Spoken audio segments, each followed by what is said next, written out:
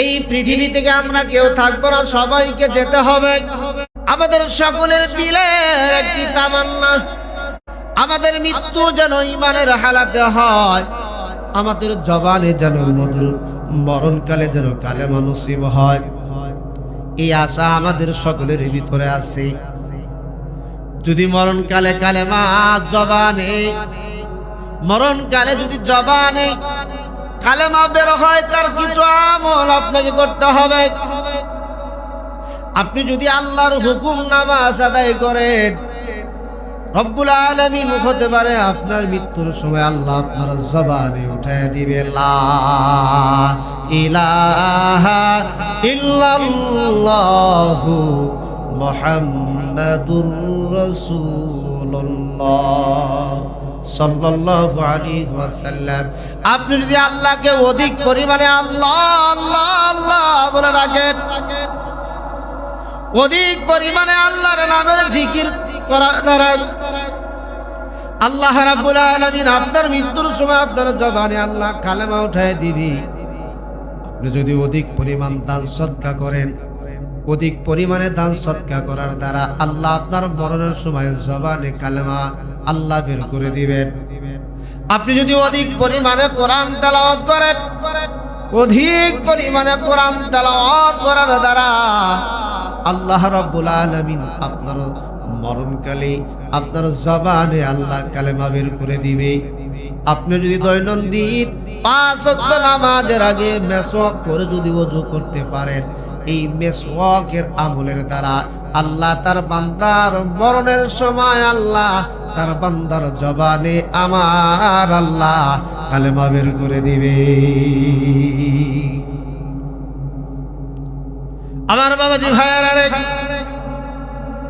আজকে আমাদের সমাজে আমাদের মৃত্যুর সময় কালেমার তালকিন দিলে অনেকে অস্বীকার করে, কিন্তু একজন ঈমানওয়ালা, একজন আমলওয়ালা, তার মৃত্যুর সময় আল্লাহ তার জবানে ফেরেশতার মাধ্যমে কালেমা উঠায় দেয়। এজন্য দুনিয়াতে যতদিন বেঁচে থাকি আমরা এমন বন্ধু নির্ধারণ করব, ভালো মানুষের সাথে আমরা বন্ধুত্ব করব। মালাকুল মাউত আজরাইল যখন জান কবজ করে, এমন সময় শয়তান তার বন্ধুর সুরত ধারণ করে মানুষের মৃত্যুর সময় পিপাসিত হয়ে যায়। মানুষ মৃত্যুর সময় পিপাসিত হয়ে যায়, এমন সময় শয়তান বন্ধুর সুরত ধারণ করে গ্লাসের মধ্যে, পেয়ালার মধ্যে পেশাব করে এনে বলে, বন্ধুরে তুমি এই পানিটুকুন খাও, তোমার মৃত্যুর তৃষ্ণা তোমার নিবারণ হয়ে যাবে, তৃষ্ণা নিবারণ হয়ে যাবে, তুমি এই পানিটুকুন তুমি পান করো। আমার বাইরা রে, দানাবাজির বন্ধু দানাবাজি হয়। রাসূল বলেন, কালান নবী সাল্লাল্লাহু আলাইহি ওয়াসাল্লাম, আল মারউ মা মান আহাব্বা, যার সাথে যার সম্পর্ক তার সাথে তার কিয়ামত। আল মারউ মা মান আহাব্বা, যার সাথে যার সম্পর্ক তার সাথে তার কিয়ামত, যার সাথে তার ভালোবাসা তার সাথে তার হাসর নাসর। আপনি একজন নামাজি মানুষ, আল্লাহওয়ালা মানুষের সাথে সম্পর্ক করবেন, ভালোবাসবেন, ওই ভালো মানুষের সাথে আপনার হাসর হবে। আপনি মুসলমান হইয়া যদি হিন্দুর সাথে বন্ধুত্ব করেন, আপনার হাসর হবে ওই হিন্দুর সাথে। আপনি মুসলমান হয়ে সম্পর্ক যদি হয় বেনামাজির সাথে, আপনার হাসর হবে বেনামাজির সাথে। আপনার সম্পর্ক যদি হয় চোরের সাথে, হাসর হবে চোরের সাথে। আপনার সম্পর্ক যদি হয় সুদখোরের সাথে, আপনার হাসর নাসর হবে সুদখোরের সাথে। আপনার সম্পর্ক যদি হয় একজন জিনাকারের সাথে, আপনার হাসর নাসর জিনাকারের সাথে হবে। যার সাথে যার মহব্বত তার সাথে তার কিয়ামত। এজন্য আমরা ভালো মানুষের আমরা বন্ধুত্ব করি, ভালো মানুষের সাথে বন্ধুত্ব করি। শয়তান বন্ধুর সুরত ধারণ করে পেশাব এনে বলে, বন্ধু তুমি পিপাসিত, খাও। ভালো বন্ধু ধারণ করলে আর খারাপ বন্ধু ধারণ করলে, এবার শয়তান তার বন্ধুর সুরত ধরে পেশাব বলে বন্ধু তুমি খাও, কারণ এমন বন্ধু নির্ধারণ করেছিল যার সাথে ঘুরে শুধু আকাম করেছে, নাজায়েজ অবৈধ গান দেখেছে, সিনেমা হল দেখেছে, তাস খেলছে, জুয়া খেলছে। এই জাতীয় যারা, যাদের সাথে যাদের বন্ধুত্ব, এই বন্ধু শয়তানের সুরত ধরে এসে বলে বন্ধু তুমি বড় পিপাসিত, পানিটা খাও। ওই পানি যখন আল্লাহর বান্দা মৃত্যুর সময় যখন খাবে, ঈমান আমল যা ছিল সব নষ্ট হয়ে যাবে। আল্লাহর বান্দা বেঈমান হইয়া কবরে যায়। আর আল্লাহর বান্দা যদি ঈমানদার হয়, নেক হয়, একজন ফেরেশতা বা তার ভালো বন্ধুর সুরত ধরে একজন ফেরেশতা বলে না বন্ধু না, এই পানি খাও না, এই পানি সম্পর্কে তুমি জানো না রে বন্ধু, এর মধ্যে শয়তান পেশাব করে এনেছে। এই পেশাব এটা পান করার সাথে সাথে তোমার ঈমান নষ্ট হয়ে যাবে, আমল নষ্ট হয়ে যাবে। ভালো বন্ধু রাখার কারণে ফেরেশতার সুরত ধারণ করে ফেরেশতা বলবে না খবরদার এই পানি খায়ও না, এই পানি খাইলে তোমার ঈমান আমল নষ্ট হয়ে যাবে। যারা অধিক পরিমাণে আমল করবে, জিকির করবে, কোরআন তেলাওয়াত করবে, দান সদকা করবে, মেসওয়াক করবে, নবীজির সুন্নাহ মোতাবেক যারা জীবন যাপন করবে, তাদের মৃত্যুর সময় আল্লাহ ফেরেশতার মাধ্যমে জবানে কালেমা উঠায় দিবে, লা ইলাহা ইল্লাল্লাহু মুহাম্মাদুর রাসূলুল্লাহ। আল্লাহ রাব্বুল আলামিন ফেরেশতাদের প্রশ্নের জবাবে আল্লাহ ফেরেশতাদেরকে বলে, ফেরেশতারা রে, আমি আল্লাহ যা জানি তোমরা তা জানো না। আল্লাহ মানুষ বানাবে। জিবরাইল আলাইহিস সালামকে বলে, জিবরাইল আমি মানুষ বানাবো, জমিন থেকে পৃথিবী থেকে মাটি আনো, আমি মানুষ বানাবো। আল্লাহর ফেরেশতা জিবরাইল সমস্ত ফেরেশতাদের প্রধান জিবরাইল আলাইহিস সালাম জমিনে যখন আসলেন মাটিকে নেওয়ার জন্য, জমিন অনুনয় বিনয় করে কান্না করে ডাকতে বলে, আল্লাহর ফেরেশতা জিবরাইল তুমি আমাকে নিও না, আল্লাহ এমন জাতি বানাবে আমাকে তুমি নিও না। জিবরাইল আলাইহিস সালাম মাটির কন্দন দেখে আল্লাহর ফেরেশতা জিবরাইল আলাইহিস সালাম চলে গেলেন, জমিন থেকে কোনো মাটি নিলেন না। মাটির কান্না জিবরাইল আলাইহিস সালামের কাছে মায়া লাগছে। আল্লাহ পাঠায় মিকাইল, মিকাইল যাও জমিন থেকে মাটি আনো। মাটি যখন অনুরোধ করে, আল্লাহর ফেরেশতা মিকাইল আমারে তুমি দিও না। আল্লাহ বলে, ইসরাফিল তুমি যাও। ইসরাফিল আলাইহিস সালাম যখন মাটি নিতে চাইলেন, মাটি কন্দন করেছে, কান্না করে ডাকতে পারে, আল্লাহর ফেরেশতা আমাকে নিও না।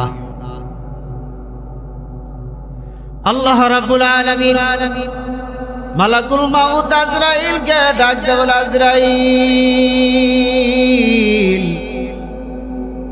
জিবরাইল, মিকাইল, ইসরাফিল মাটি আনতে পারলো না, আমি আদম বানাবো, তুমি যাও জমিন থেকে মাটি নিয়ে আসো। আজরাইল আলাইহিস সালাম যখন দুনিয়াতে আসলেন মাটি নেওয়ার জন্য, মাটিকে যখন ধরেছে, মাটি কন্দন করে ডাকতে বলে, আল্লাহর ফেরেশতা আজরাইল তোমাকে আল্লাহর দোহাই দিয়ে বলছে আমি মাটিকে নিও না, কারণ আমি মাটিকে নিলে আল্লাহ এই মাটির দ্বারা আদম বানাবে। মাটি কান্দে বলে, আল্লাহর ফেরেশতা আজরাইল আমাকে দোহাই লাগে আল্লাহ। আজরাইল লাগতে বলে মাটি রে, তুমি যে আল্লাহর দোহাই দিয়ে আমাকে বলছো না নেওয়ার জন্য, ও মাটি তুমি কি জানো আমি কার আদেশে তোমাকে নেওয়ার জন্য এসেছি? তুমি যে আল্লাহর দোহাই দিয়ে বলছো না নেওয়ার জন্য, মাটি রে ওই আল্লাহ রব্বুল আলামিনের আদেশে আমি এসেছি তোমাকে নেওয়ার জন্য। আমি তোমাকে নিয়ে যাব আল্লাহর আদেশ রক্ষার্থে, আল্লাহর নির্দেশ পালনের স্বার্থে। আমি আজরাইল, তুমি মাটিকে আমি নিয়ে যাব।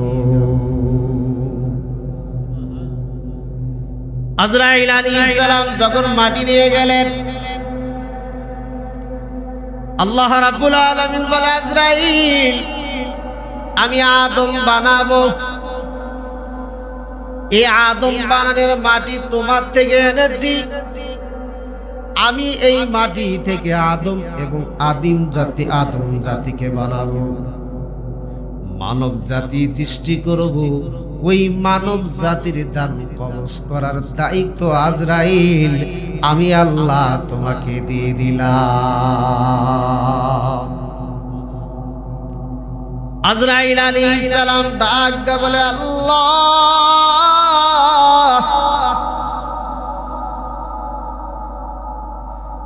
আমাকে দিয়ে আপনি মানব জাতির জান কবজের দায়িত্ব দিবেন। আল্লাহ এই দায়িত্ব আমাকে দিন না। মানুষ আমাকে কটু কথা বলবে, মন্দ কথা বলবে। আল্লাহ রাব্বুল আলামিন বলে আজরাইল তোমাক দিয়ে আদম বানানোর মাটি এনেছি, ওই আদম এবং আদমের সন্তানদের জান কবজের দায়িত্ব তোমার। কিন্তু তুমি আদম এবং আদমের সন্তানদের জান কবজ করলে একটা দোষ তোমারও হবে না। বিভিন্ন উপসর্গের দোষ হবে। কেউ আগুনে পুড়ে মরবে, দোষ হবে লোকটা আগুনে পুড়ে মারা গেছে। কেউ পানিতে ডুবে মরবে, দোষ হবে পানিতে ডুবে মারা গেছে। কাউকে কারো মৃত্যু হবে জ্বরে, দোষ হবে জ্বরের কারণে মৃত্যু হয়েছে। কারো পঙ্গ প্যারালাইসিসে মৃত্যু হবে, দোষ তখন ওই পঙ্গ প্যারালাইসিসের হবে, তোমার একটা দোষও হবে না। কেউ স্ট্রোক করে মারা যাবে, তোমার একটা দোষও হবে না। বিভিন্ন কারণে মানুষ মৃত্যুবরণ করবে, তখন মানুষ তোমাকে দোষারোপ না করে যে কারণে সে মৃত্যুবরণ করেছে ওই দিকেই খেতাব করে বলবে একটা দোষও তোমার হবে না। এজন্য মানুষ যেভাবে মৃত্যুবরণ করুক না কেন, বুঝতে হবে ওর হায়াত ওই পর্যন্তই। যার হায়াত যে কয়েকদিন, আল্লাহ রাব্বুল আলামিন যতদিন হায়াত নির্ধারণ করেছেন এর 1 সেকেন্ড আগেও সে মারা যাবে না, 1 সেকেন্ড পরেও সে মারা যাবে না। আল্লাহ রাব্বুল আলামিন যখন যেই সময় যেই হালাতে যেই স্থানে মৃত্যু নির্ধারণ করেছে, পৃথিবীর বান্দা মানুষের মৃত্যু ওই জায়গায় ওইভাবেই ওই হালাতেই মৃত্যু হয়ে যাবে। আমরা কোরআন ও হাদিসের কথা বলা এবং শোনার জন্য এখানে এসেছি। আমাদের মৃত্যু যদি আল্লাহর আদালতে এই অবস্থায় মৃত্যু যদি লেখা থাকে, মালাকুল মউত আজরাইল আলাইহিস সালাম এই অবস্থায় আমাদের মৃত্যু আমাদের জান কবজ করে নিয়ে যাবে। আল্লাহর পয়গম্বর হযরত সুলাইমান আলাইহিস সালামের কাছে যার মৃত্যু যেখানে তার মৃত্যু সেখানে হবে।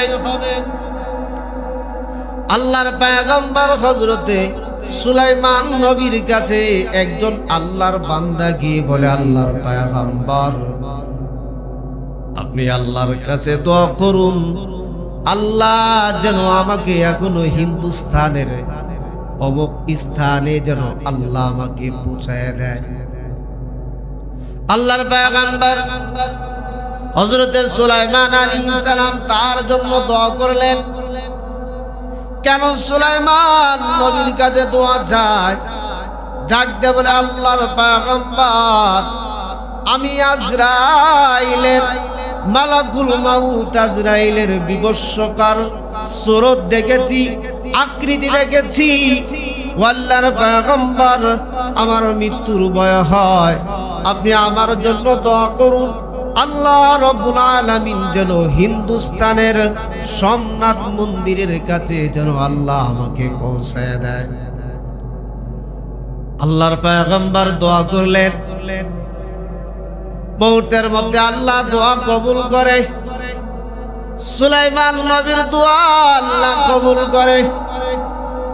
আল্লাহ রাব্বুল আলামিন তার ওই বান্দাকে মুহূর্তের মধ্যে হিন্দুস্তানে আমার আল্লাহ পৌঁছায় দিলে।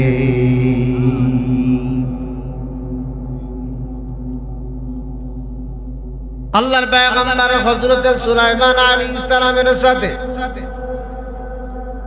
মালাকুল মাউত আজরাইলের সাথে সাক্ষাৎ দেখা। আল্লাহর পয়গম্বর সুলাইমান আলাইহিস সালাম ডাক দিয়ে বলে, হে আজরাইল, কি খবর? আল্লাহর ফেরেশতা মালাকুল মাউত আজরাইল ডাক দিয়ে বলে, আল্লাহর পয়গম্বর, যেই মানুষটি আপনার কাছে ভারতের হিন্দুস্তানে পৌঁছার জন্য দোয়া চেয়েছে, আল্লাহ রাব্বুল আলামিন তার ওই বান্দার জান কবজের জন্য আমি আজরাইলকে আল্লাহ নির্দেশ করেছে, আজরাইল আমার বান্দাকে হিন্দুস্তানের অমুক জায়গা থেকে তার জানটাকে কবজ করে আনো। কিন্তু আল্লাহর পয়গম্বর, আমি যখন এই দিক দিয়ে যাই দেখি আল্লাহর বান্দা আপনার এই এলাকার মধ্যে আল্লাহর বান্দা অবস্থান করছে। আমি আজরাইলের বিভীষিকাময় সুরত যখন তাকে দেখালাম, আমার বিভীষিকাময় সুরত দেখে আল্লাহর বান্দা আপনার কাছে দোয়া প্রার্থী হলেন। আপনি আল্লাহর কাছে দোয়া করলেন, আল্লাহ রাব্বুল আলামিন আপনার দোয়াকে আল্লাহ কবুল করে আল্লাহ তার বান্দাকে যথাস্থানে আমি যেই সময় জান কবজ করব ওই সময়ের আগে আল্লাহ রাব্বুল আলামিন তার বান্দাকে হিন্দুস্তানের অমুক জায়গায় আল্লাহ পৌঁছায় দিলেন। যেই সময় আমার জান কবজ করার কথা, আমি যখন তার জান কবজ করতে গেলাম, যে এই জায়গা তার জান কবজের নির্দেশ আল্লাহ দিয়েছে, আমি তার জান কবজ করার আগেই গিয়ে দেখি আল্লাহর বান্দা যথা স্থানে আগেই গিয়ে হাজির।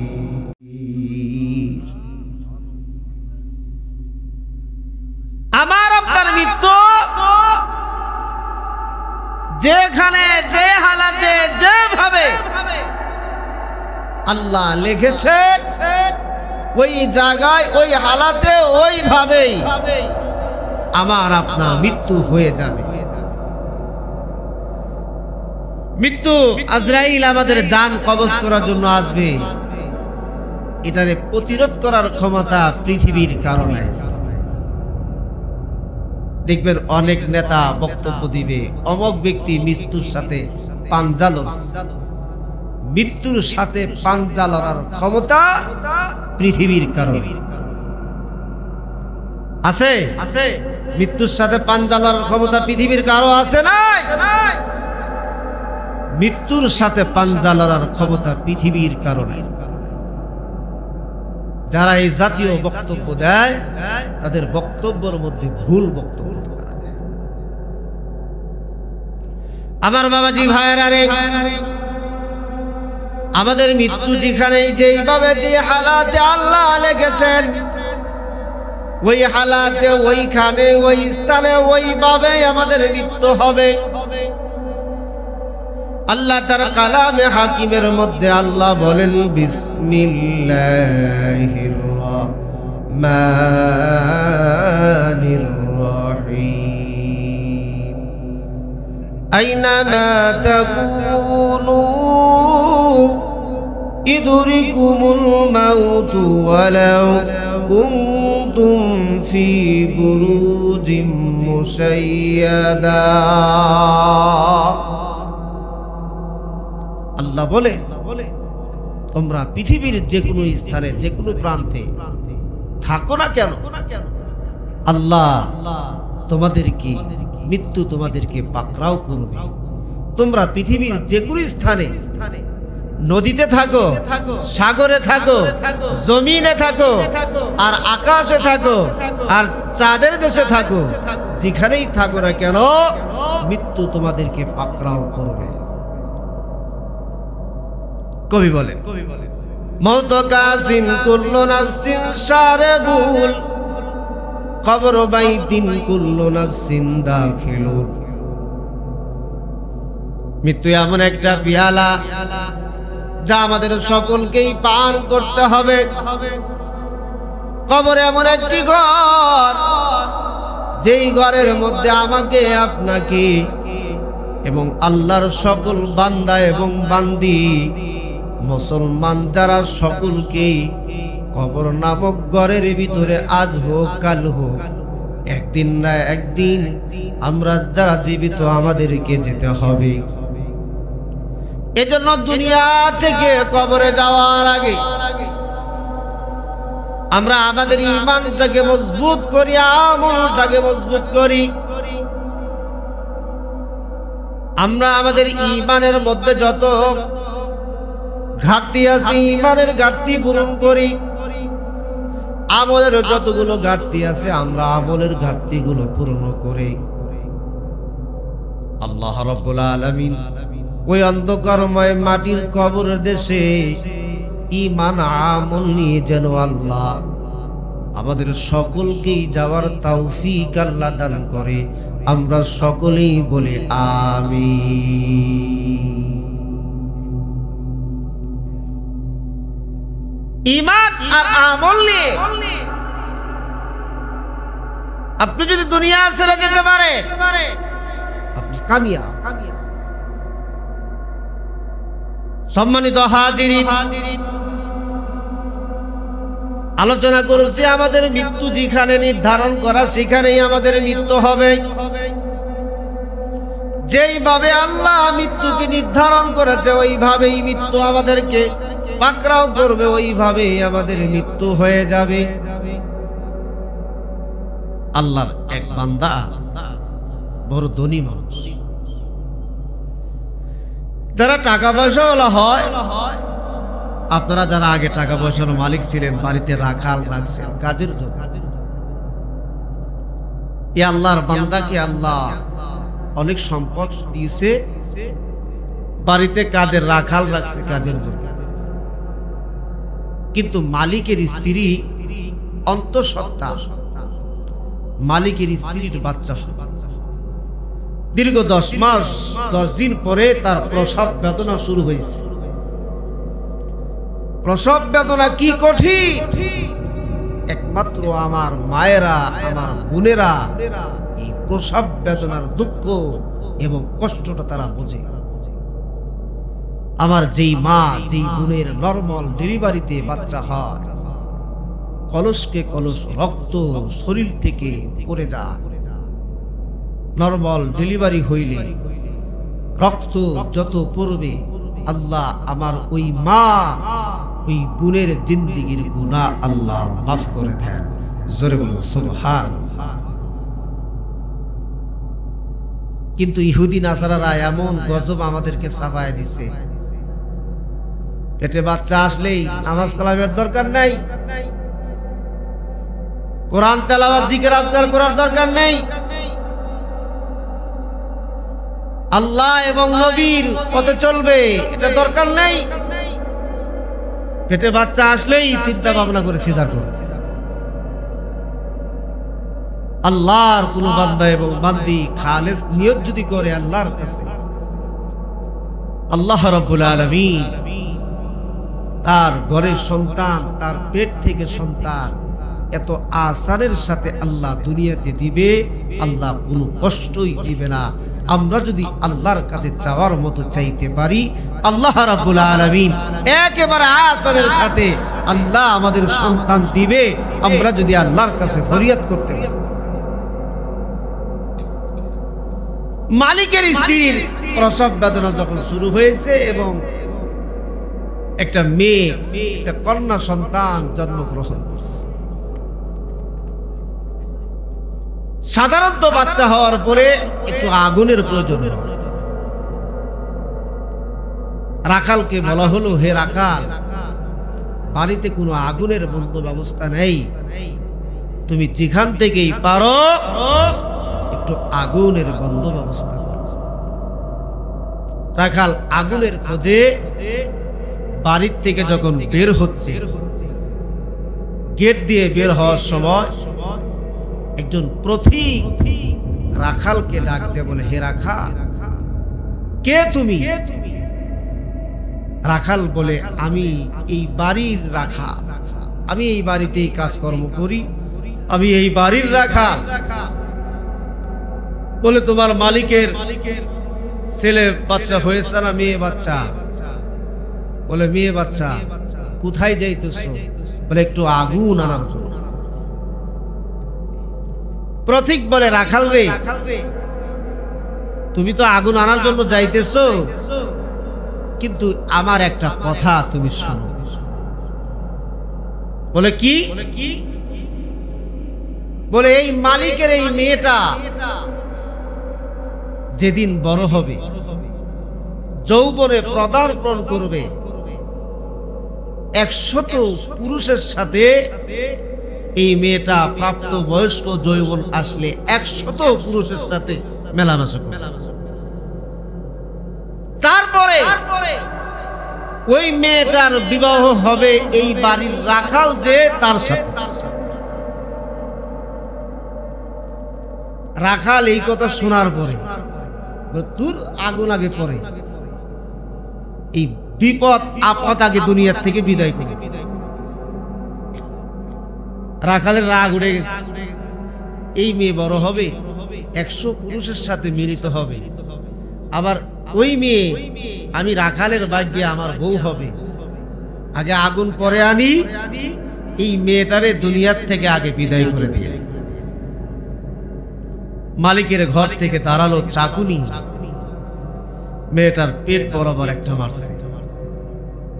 উদ্দেশ্য হলো পেট বরাবর নবজাতক শিশুর পেটে আক্রমণ করলে রাখালের ধারণা এই বাচ্চা, এই মেয়েটা বাঁচবে না, এই মেয়েটা মারা যাবে, এই বালা আমার ঘাট থেকে দূরে চলে যাবে। দাঁড়ালো ছুরি নিয়ে, মালিকের নবজাতক শিশুর পেটের উপরে একটা আঘাতে নবজাতক শিশুর নারী ভুঁড়ি বের হওয়ার উপক্রম হয়ে শিশুটা রক্তক্ষরণ যখন হচ্ছে, রাখালের থিওরি এই বাচ্চা বাঁচবে না, এই বাচ্চা মারা যাবে। রাখাল নিজেকে বাঁচানোর জন্য এই দেশ ছেড়ে অন্য দেশে গেছে। আমার বাবাজি ভাইরা, রাখাল মালিকের মেয়ের পেটের উপরে যখন ছুরি দিয়ে যখন আঘাত করেছে, অধিক রক্তক্ষরণ হচ্ছে। রাখালের থিওরি হলো এই মেয়েটা মারা যাবে, আর এই মেয়েটা যদি মারা যায় আমি বেঁচে গেলাম, আমি নিজের নিরাপত্তার জন্য এদেশ ছেড়ে অন্য দেশে চলে যাব। রাখাল নিজের দেশ ছেড়ে অন্য দেশে প্রবাদ জীবনে যখন চলে গেল, রাখালের থিওরি হলো মেয়েটি মারা গেছে। এই রাখাল প্রবাস জীবনে বিদেশে গিয়ে অনেক উপার্জন করে, অনেক টাকা পয়সা নিয়ে দেশে টাকা পাঠাইয়া অনেক বাড়ি গাড়ি অনেক সম্পদের মালিক হয়েছে। রাখাল দীর্ঘ অনেক বছর প্রবাস জীবন কাটানোর পরে রাখাল আবার নিজের স্বদেশে যখন ফিরে আসলেন, অনেক সম্পদের মালিক। রাখাল মনে মনে চিন্তা করে, আমি যুবক মানুষ, আমার একটা বিবাহের প্রয়োজন। দেশের ঘটকদেরকে গটকালি দিল, সুন্দরী পরমা সুন্দরী একটি মেয়ে দেখে আমাকে তোমরা বিবাহ করায় দাও। আমাদের ছেলে মেয়ে বড় হইলে আমরা যাকে পাই তাকেই বলি। মেয়ে বড় হইলে, আমার মেয়ে বড় হয়ে গেছে, ভালো একটা ছেলের সাথে বিবাহ দিই। ছেলে থাকলে আপন কাউরে পাইলে বলে, ভাই ছেলে তো বড় হয়ে গেল, ভালো একটা মেয়ে আমাকে দিও, আমার ছেলেটাকে বিবাহ করো। প্রবাস জীবন কাটিয়ে রাখাল দেশে আসার পরে অনেকের কাছে যখন গটকালি দিল, আমার গাড়ির শেষ নাই, বাড়ির শেষ নাই, সম্পদের শেষ নাই, একটা ভালো মেয়ে আমাকে এনে দাও, বিবাহ করব। রাখাল তার আপন একজন আত্মীয়া বৃদ্ধা মহিলাকে বলে। সাধারণত যুবকেরা দাদির কাছে বলে, নারীর কাছে বলে, বাবির কাছে বলে, মুরব্বী শ্রেণীর মা বোনদের কাছে বলে, ভালো সুন্দরী একটা মেয়ে আমাকে এনে দাও, আমি বিবাহ করব। রাখাল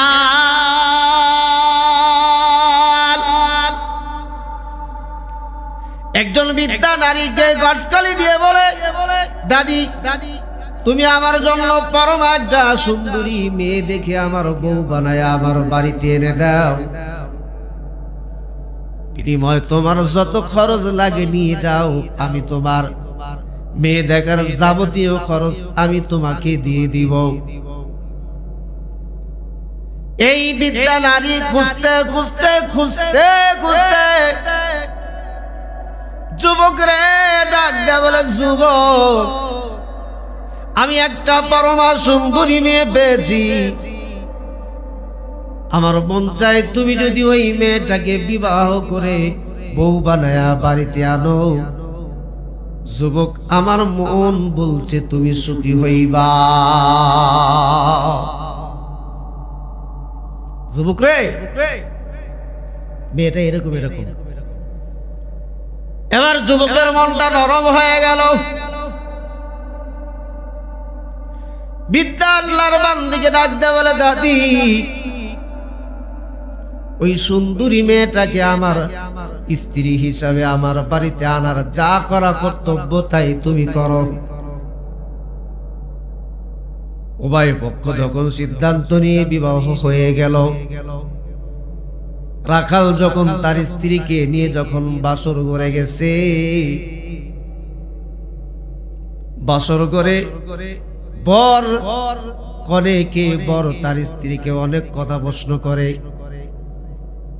স্ত্রীও তার স্বামী নবগত স্বামীকে অনেক প্রশ্ন, অনেক কথোপকথন, মিষ্টি আলাপ খোঁজ গল্প করে। স্ত্রী তার স্বামীকে বলে, আপনি এ দেশের প্রবাস জীবনে কেন গিয়েছিলেন? স্বামী বলে, তুমি কি শুনতে চাও কেন এ দেশের প্রবাস জীবনে গিয়েছিলাম? স্ত্রী বলে, স্বামী হে, আজকে বাসর রাতের রজনী, আমি আপনাকে প্রশ্ন করেছি কেন এ দেশ ছেড়ে আপনি প্রবাস জীবনে গিয়েছিলেন? আপনি যদি একটু মেহেরবানি করে বলেন আমি শুনবো। স্বামী ডাক দিয়ে বলে, প্রাণের বিবি তুমি যদি শুনতে চাও শোনো, ঘটনা হলে আমি আমাদের এলাকার একজন মালিকের রাখাল ছিলাম। ওই মালিকের অনেক দিন পরে আল্লাহ রাব্বুল আলামিন একটা কন্যা সন্তান যখন দান করলো, কন্যাটা হওয়ার পরে একটু আগুনের প্রয়োজন।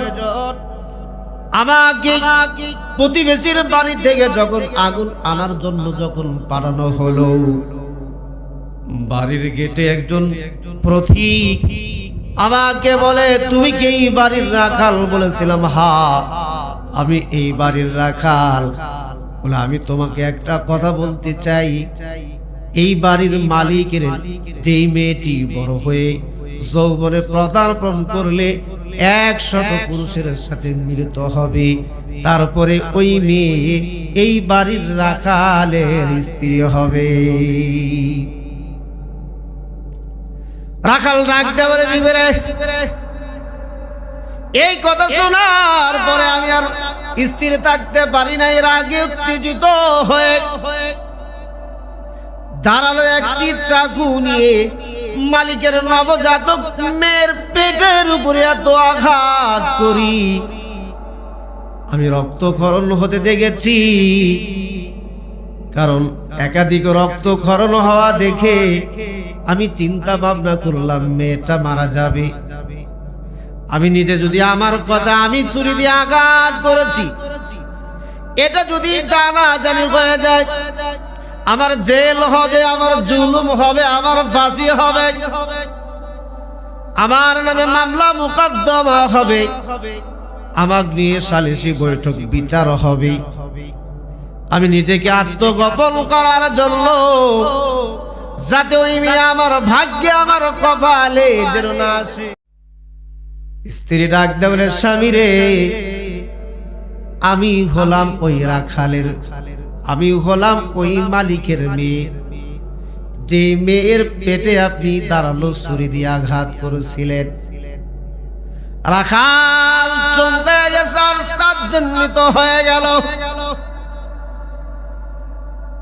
রাখাল বলে, বিবি তুমি কি তাহলে সেই মেয়ে? বলে হ্যাঁ, আমি সেই মেয়ে। আমি যখন নবজাতক ছিলাম, রক্ত অবস্থায় যখন ছিলাম, আপনি যখন আমার পেটের উপরে ছুরি দিয়ে যখন আঘাত করেছেন, অধিক রক্তক্ষরণ হয়েছে, আমার মেডিকেলে নিয়েছিল, উন্নত চিকিৎসা যখন দেওয়া হয়েছে, আল্লাহ আমার হায়াত রেখেছেন, আল্লাহ আমাকে সুস্থ করে দিয়েছেন, সবল করে দিয়েছেন, আমি এখনো বেঁচে আছি।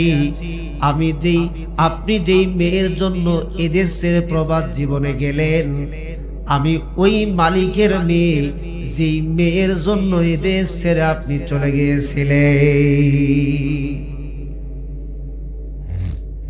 স্বামী ডাকতে বলে, বিবি আমার যে সেই প্রতীক ভবিষ্যৎবাণী করে দিয়েছিল, এই মালিকের মেয়ে যখন বড় হবে 100 পুরুষের সাথে অবৈধ মিলন করবে, এ কথাটা কতটুকু সত্য?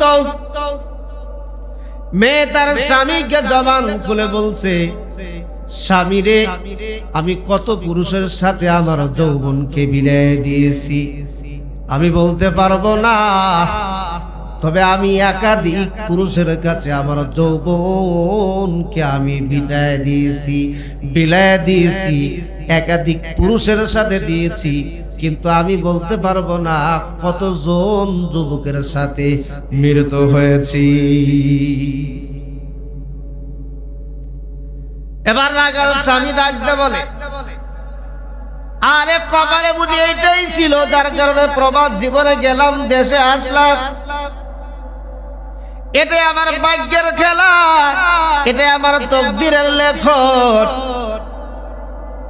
এবার রাখাল চিন্তা করে, কবলে যা হওয়ার তাই হয়েছিল।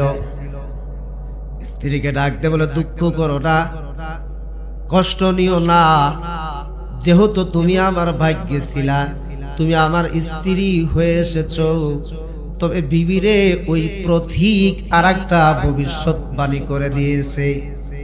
সেই ভবিষ্যৎবাণী হলো, তুমি মাকড়াসা মাহুসা দেখলে ওই মাহুসার বিষ ক্রিয়ায় তোমার মৃত্যু হবে। মাহুসার আমাদের ঘরের মধ্যে অনেক মাকড়সা মাহুসা আছে, আমরা অনেক সময় হাত দিয়ে টিপি, অনেক পা দিয়ে এসর দিয়ে মেরে ফেলাই, অনেক সময় শলা ঝাড়ু দিয়ে আমরা মারি। রাখাল ডাকতে বলে, বিবি ওই প্রতীকের ভবিষ্যৎবাণী, তুমি মাকড়সার মাহুসার বিষ ক্রিয়ায় মারা যাইবা।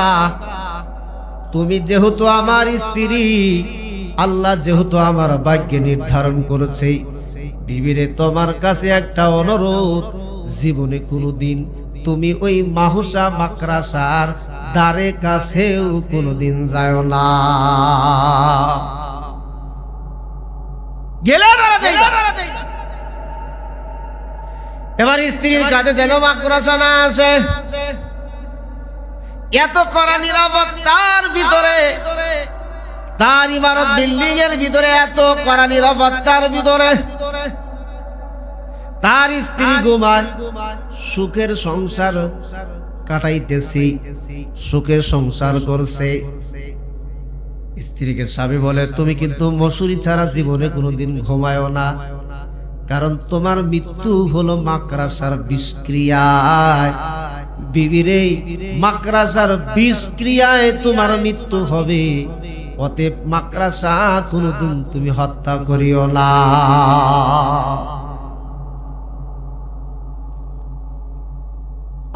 আমার বাবাজি ভাইয়েরা, এবার আল্লাহর বান্দা রাখাল তার স্ত্রীকে নিয়ে পরম সুখে দিন কাটাইতেছে। হঠাৎ করে একদিন রাতের গভীর অন্ধকারে, রাত্রে যখন ঘুমায়, লাইট জ্বালায় ঘুমায়, একদিন আল্লাহর বান্দি রাখালের স্ত্রী ঘরের চালের ভিতরে দেখে মাকড়সা ঝুলতেছে। কোন একটি লাঠির সাহায্যে মাকড়সাকে নিচে ফ্লোরে, ঘরের উঠানের মধ্যে, ঘরের ফ্লোরের মধ্যে যখন ওরে ফালায় দিয়ে পায়ের বিদ্যা আঙ্গিল দিয়ে যখন আঘাত করলে, বলে আল্লাহ, বলে আমার মৃত্যু বলে এইভাবে লেখছে। কৌতূহল বশত বিদ্যা আঙ্গিল দিয়ে মাহুসারে মাকড়সারে একটু ডলা দিয়ে হত্যা করছে, বলে এইভাবে বলে আমার মৃত্যু হবো, বলে সে বিশ্বাসই করে। আল্লাহর বান্দি যখন মাকড়সাকে নিজের বিদ্যা আঙ্গুল দিয়ে যখন ডলা দিলেন, ওই মাকড়সার বিষক্রিয়া তার পায়ের মধ্যে চলে গেল, জীবাণু তার পায়ের মধ্যে চলে গেল। আস্তে আস্তে আস্তে আস্তে দেহটা নীল হয়ে যাওয়া শুরু হয়ে গেল, দুর্বল হয়ে যাওয়া শুরু হয়ে গেল। মাকড়সার বিষক্রিয়ায় আল্লাহর বান্দি দুনিয়া ছেড়ে, পৃথিবী ছেড়ে আল্লাহর বান্দি চলে গেল।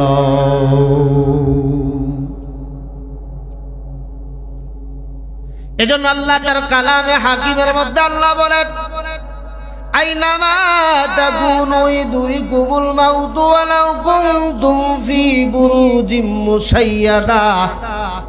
ও পৃথিবীর মানুষেরা, তোমরা যেখানেই থাকো না কেন, যে অবস্থায় থাকো না কেন, মৃত্যু তোমাদেরকে পাকড়াও করবে। একটু জিকির করি, লা ইলাহা।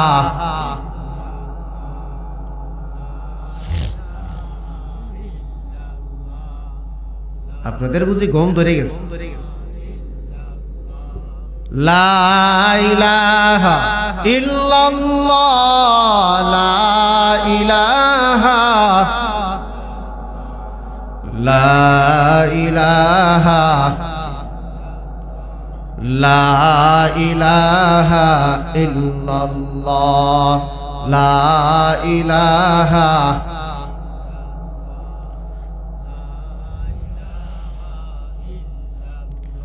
ওই কালে মার্গা তোমালা, কাজে লাগবে মরণ বেলা। ওই কালে মার রৌশনীতে, ওই কালে মার রৌশনীতে কবর হবে যে তার উজালা লা ইলাহা ইল্লাল্লাহ লা ইলাহা ইল্লাল্লাহ লা ইলাহা ইল্লাল্লাহু মুহাম্মাদুর রাসূলুল্লাহ সাল্লাল্লাহু আলাইহি ওয়াসাল্লাম। আমার বাবাজি ভাইয়েরা রে, এই পৃথিবীতে একদিন ছিলাম না, এখন আছি, আবার একদিন থাকবো না। আল্লাহ রাব্বুল আলামিন এই পৃথিবীতে কেন আল্লাহ আমাদেরকে পাঠিয়েছেন? আমরা আল্লাহর এই জমিনে আমরা কি করছি, আমরা কি নিয়ে একদিন এই পৃথিবীর জমিন ছেড়ে যাব। আল্লাহ রাব্বুল আলামিন আমাকে আপনাকে বানিয়েছেন, সৃষ্টি করেছেন তার দাসত্ব গোলামি করার জন্য। আল্লাহ রাব্বুল আলামিন তার কালামে হাকিমের মধ্যে আল্লাহ বলেন, ওয়ামা খালাকুতুল জিন্না ওয়াল ইনসা ইল্লা লিয়াবুদুন।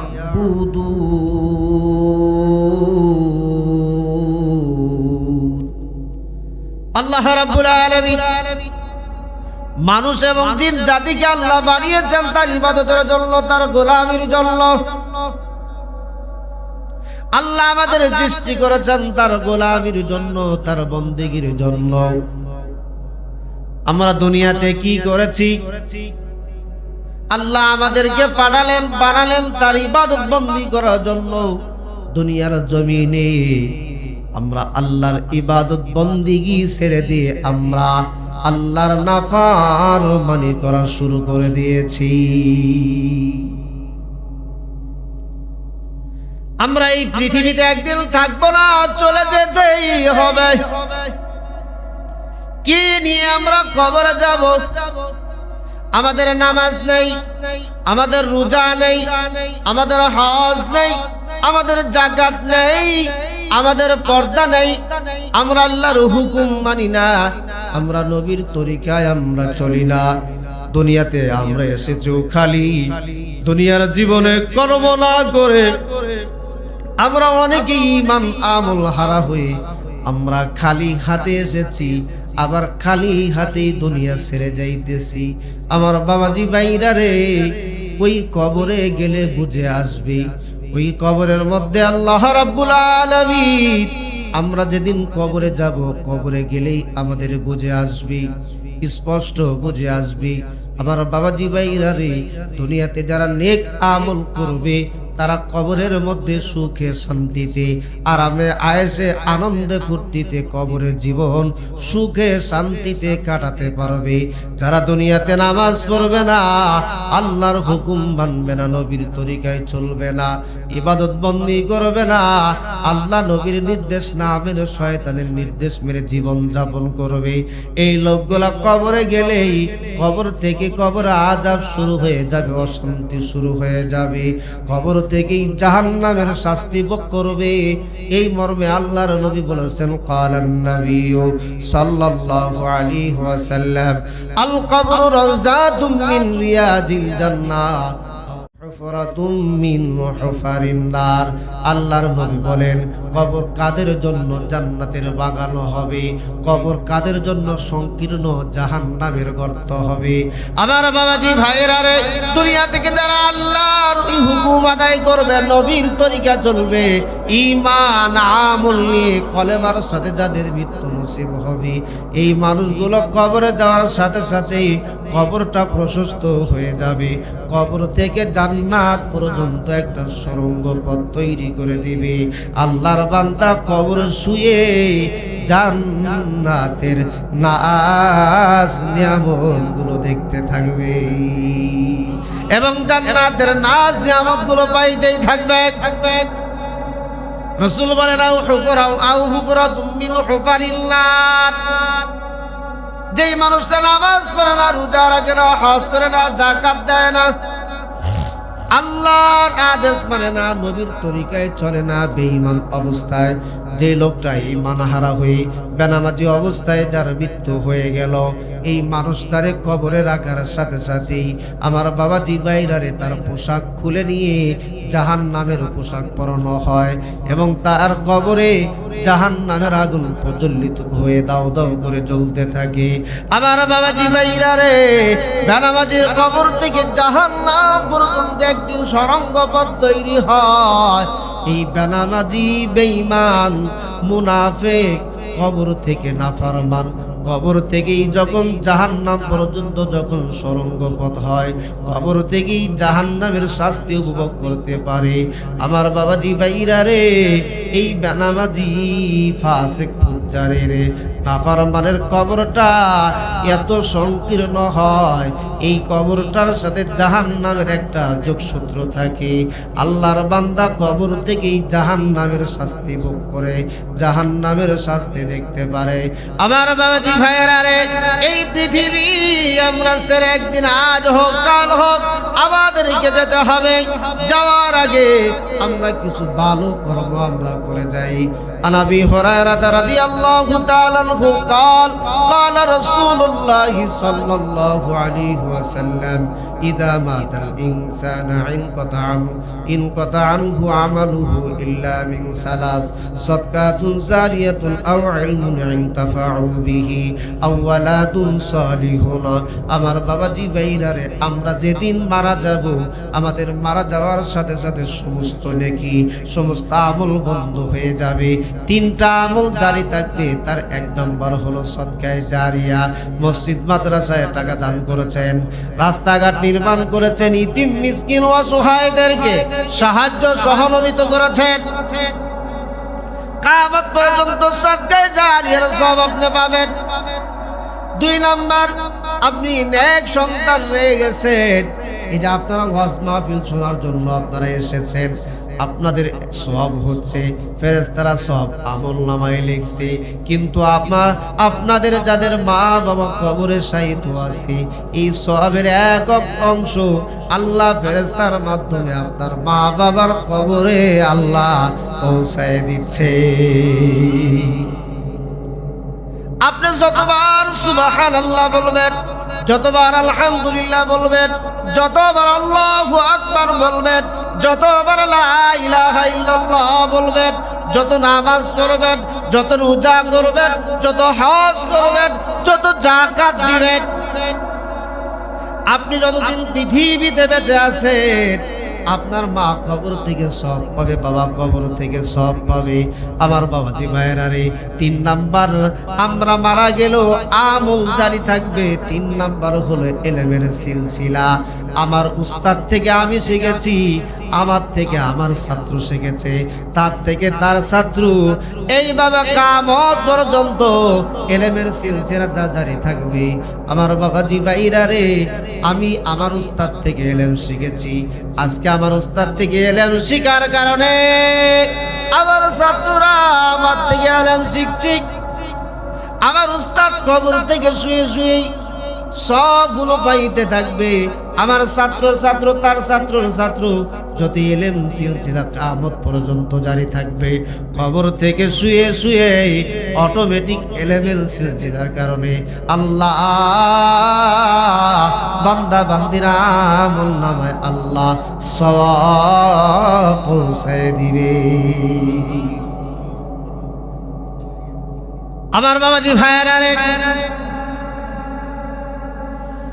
এই পৃথিবী থেকে আমরা কেউ থাকবো না, সবাইকে যেতে হবে।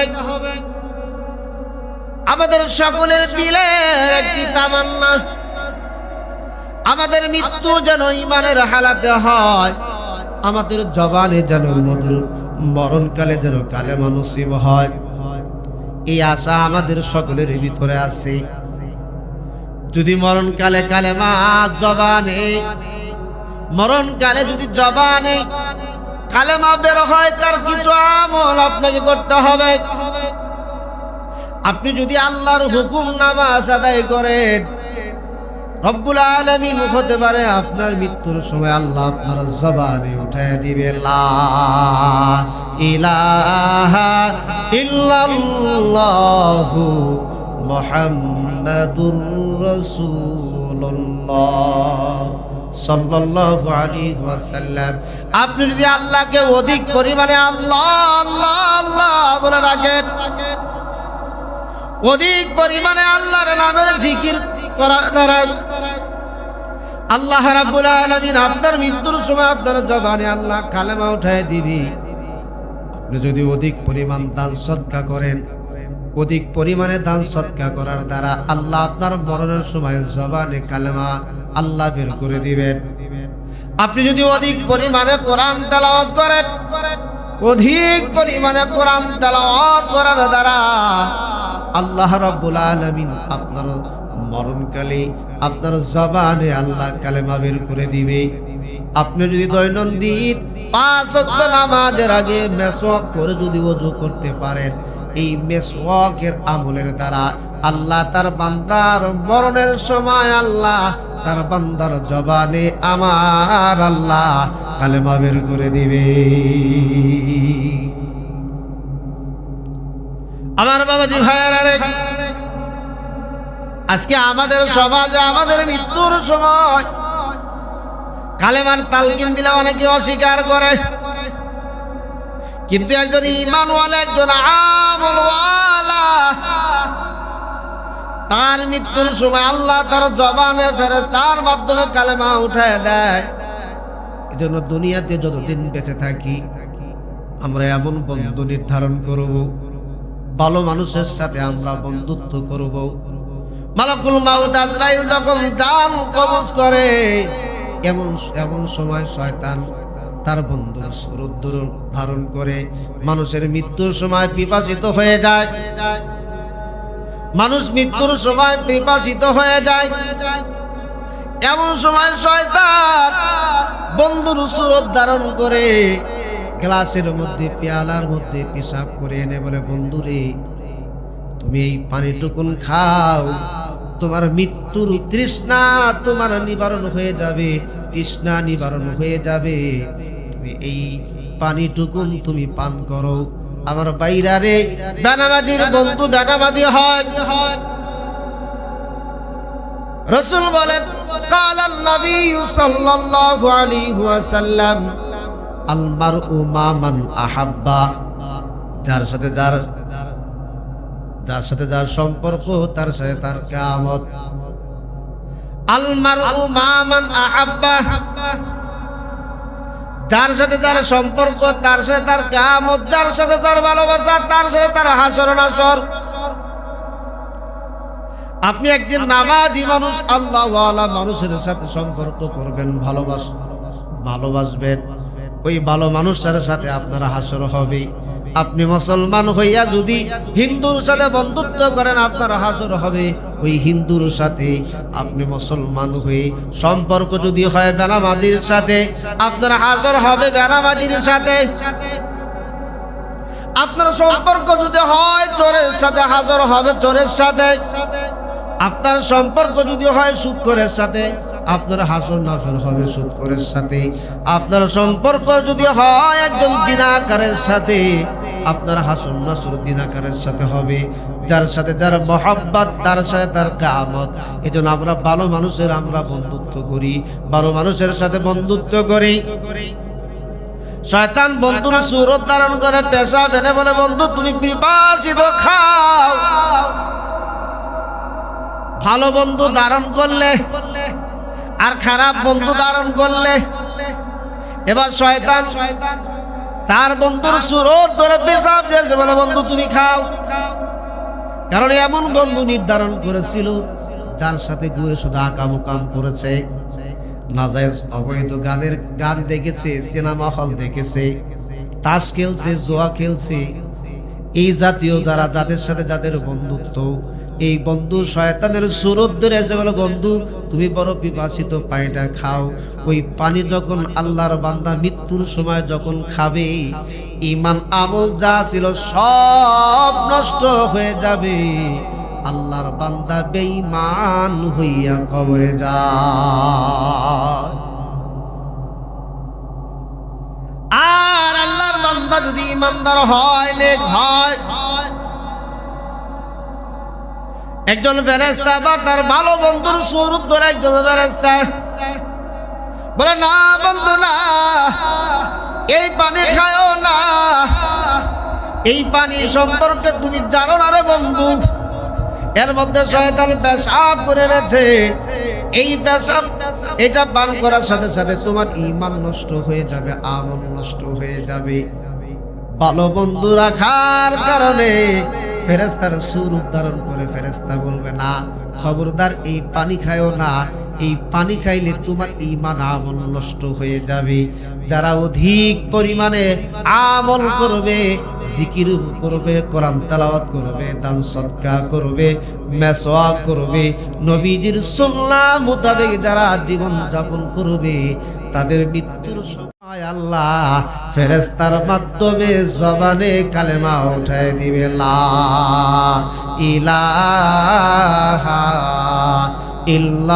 ইল্লাল্লাহু মুহাম্মাদুর রাসূলুল্লাহ সাল্লাল্লাহু আলাইহি ওয়াসাল্লাম।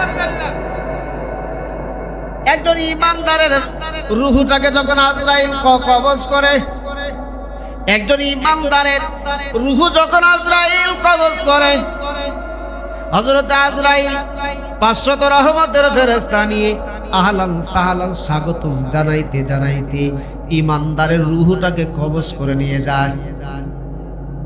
আমার বাবাজি ভাইরা রে, মালাকুল মাউত আজরাইল আমাদের কাছে আসবে। কখন আসবে, কোন মুহূর্তে আসবে, এটা আমি আপনি কেউ বলতে পারি না। কারণ মৃত্যুর যখন সময় যখন ঘনিয়ে আসবে, একটা সেকেন্ড সময় আজরাইল আমাদের দিবে না। বলেন দিবে? ফেরেশতা আজরাইল দিবে না। আল্লাহর পয়গম্বর হযরত সুলাইমান আলাইহিস সালাম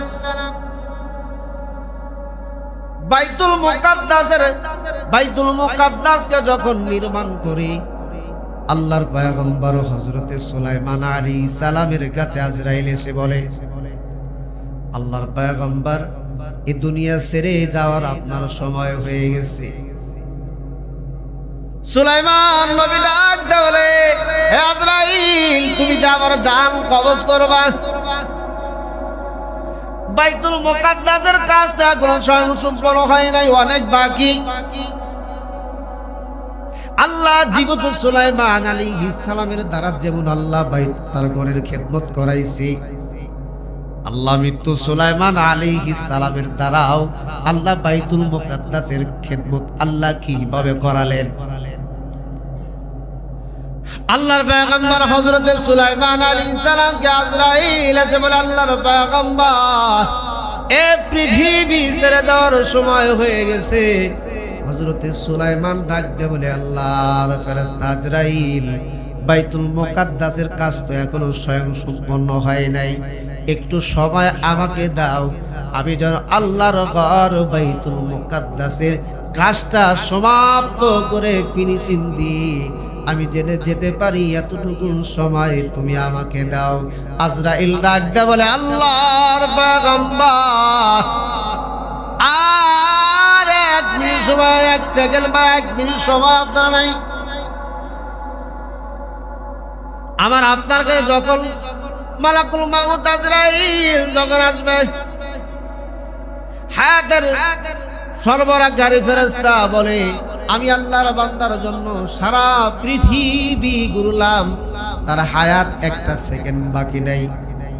পানি সরবরাহকারী ফেরেশতা বলে, তাম পৃথিবী আমি ঘুরলাম, 1 ফুটা পানি তার জন্য অবশিষ্ট নেই। খাদ্য সরবরাহকারী ফেরেশতা বলে, তাম পৃথিবী আমি ঘুরলাম, কিন্তু তার জন্য 1 দানা খাবারও বাকি নেই। যদি তার 1 দানা খাবার থাকতো, আমি তার 1 দানা খাবার তাকে পৌঁছাই দিতাম। হায়াতের সরবরাহকারী বলে, আর কোনো হায়াত নেই। খাদ্যর সরবরাহকারী বলে, এর জন্য পৃথিবীতে কোনো খাদ্য মওজুদ নেই। পানির সরবরাহকারী ফেরেশতা বলে, তাম পৃথিবীতে এর জন্য 1 ফোঁটা পানিও নাই। মালাকুল মাউত আজরাইল তখন তার জানটাকে কবজ করে। সুলাইমান নবী বলে একটু সময় দাও। আজরাইল বলে না আল্লাহর পয়গম্বর, সময় আপনাকে দেওয়া যাবে না, এক্ষুনি আপনার জান কবজ করতে হবে। মালাকুল মাউত আজরাইল আল্লাহর পয়গম্বর সুলাইমান আলাইহিস সালামের জান কবজ করলেন। পয়গম্বর সুলাইমান আলাইহিস সালাম লাঠির উপরে ভর দিয়ে আছে, বাইতুল মুকাদ্দাসের দিকে তাকায় আছে। জিনপরীরা মনে করেছে আল্লাহর পয়গম্বর আমাদের দিকে তাকায় আছে, একটু কাজের মধ্যে যখন খুঁত হবে, একটু ভুল হবে, আল্লাহর পয়গম্বর সুলাইমান আমাদেরকে ধমক দিবে। আমার বাবা জিবাইরা রে, সুলাইমান আলাইহিস সালাম লাঠির উপরে ভর দিয়ে বাইতুল মুকাদ্দাসের দিকে তাকায় আছে। উই পোকা এসে সুলাইমান পয়গম্বরের লাঠিকে যখন খায়, লাঠি খাওয়ার পরে গবেষকরা গবেষণা করে বর্ণনা করেছেন বেশ কয়েকদিন আগে আল্লাহর পয়গম্বর সুলাইমান আলাইহিস সালাম মারা গেছে। আল্লাহর পয়গম্বর সুলাইমান নবীকে আল্লাহ সময় দেয় নাই, পৃথিবীর কোন নবীকে আল্লাহর ফেরেশতা আজরাইল সময় দেয় নাই, পৃথিবীর কোন ওলি আবদালকে আজরাইল সময় দেয় নাই। মালাকুল মাউত আজরাইল আমাকে আপনাকেও সময় দিবে না। আজরাইল কখন জানি জান কবজের জন্য আসে। এতদিন আপনারা যা করছেন, আগামী ফজর থেকে 5 ওয়াক্ত নামাজি হয়ে যান।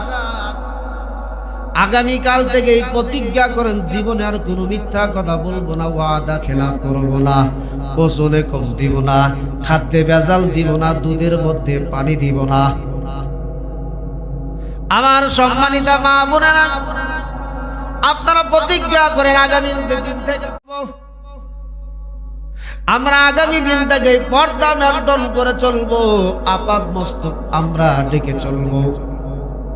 স্বামী ছাড়া আমরা পর পুরুষকে আমাদের চেহারাটা আমরা দেখাবো না।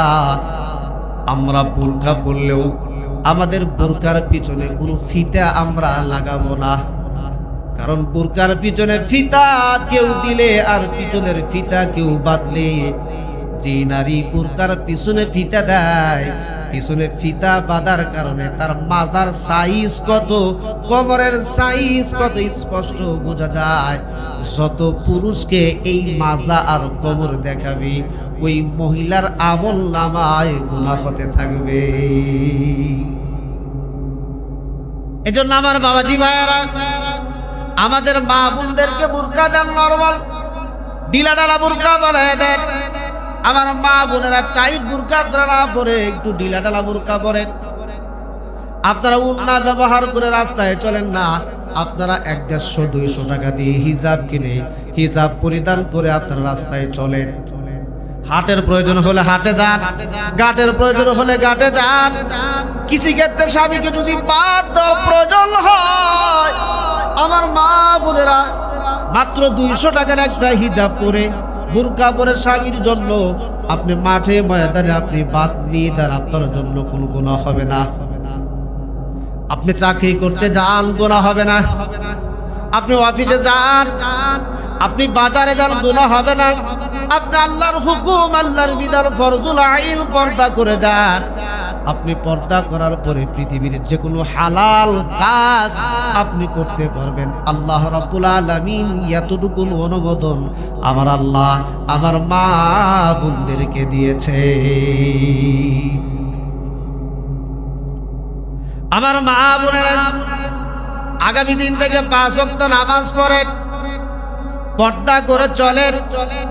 স্বামী যদি হারাম উপার্জন করে, স্বামীকে সুন্দর করে বুঝান, এই পৃথিবীতে তুমি থাকবা না, হারাম উপার্জন করো না।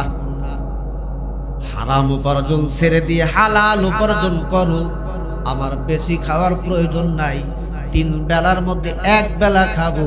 তুমি হারাম কামাই করো না, হারাম উপার্জন করো না, হালাল উপার্জন করো, 1 বেলা খাবো, আল্লাহর শুকরিয়া করবো। জাহান্নামের আগুন থেকে তুমিও নিজেকে বাঁচাও, আমরাও বাঁচার চেষ্টা করি। কিন্তু মেহেরবানি করে হারাম পয়সা উপার্জন করার দরকার নাই। তুমি কম কামাও, হালাল পয়সা কামাও। এই হালালের মধ্যে আল্লাহর রহমত আছে এবং বরকত আছে।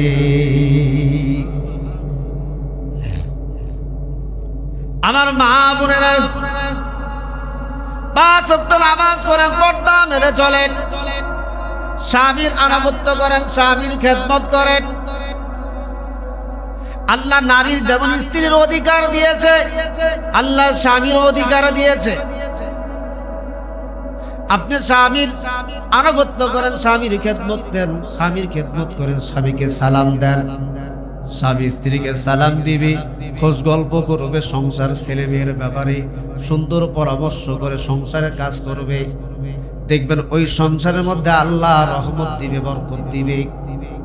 আমার মাদেরকে বলি, মা, বৃদ্ধ শ্বশুর শাশুড়ি থাকলে তাদের সেবা করো, খেদমত করো। তাদের সেবা যত্ন করলে তুমি দুনিয়াতে কোনো ফায়দা না পাইলেও আখিরাতে ফায়দা পাইবা, আখিরাতের জাযা পাইবা, উপকার পাইবা। এজন্য শ্বশুর শাশুড়ি দেখাশোনা করো, খেদমত করো। আমার মা বোনেরা, আপনারা গুনাহের কাজটা আপনি কম করেন, আপনারা গুনাহের কাজ আপনারা কম করেন। আপনারা মোবাইলে ছবি দেখা বাদ দেন, আপনারা কৌতুক দেখা বাদ দেন, আপনারা টিকটক দেখা বাদ দেন, টেলিভিশন দেখা বাদ দেন। আপনারা যায় নামাজ হাতে নেন, তসবিহ হাতে নেন, আল্লাহর ভয় ছিনাইনি স্বামীর সংসার করেন। স্বামীর মালের আমানতের খেয়ানত করবেন না। পৃথিবীতে অনেক মা আছে, অনেক নামাজ পড়ে, রোজা রাখে, অনেক হজ করছে, কিন্তু স্বামীর আমানতের মালের আমানতের খেয়ানত করে। কোন নারী যদি স্বামীর মালের আমানতের খেয়ানত করে, ও যত বড়ই পর্দাশীল হোক না কেন, যত বড় নামাজি হোক না কেন, আল্লাহর আদালতে ধরা খেয়ে আল্লাহর বান্দির ঠিকানা সেদিন জান্নাত হবে না, আল্লাহর বান্দির ঠিকানা হবে জাহান্নাম।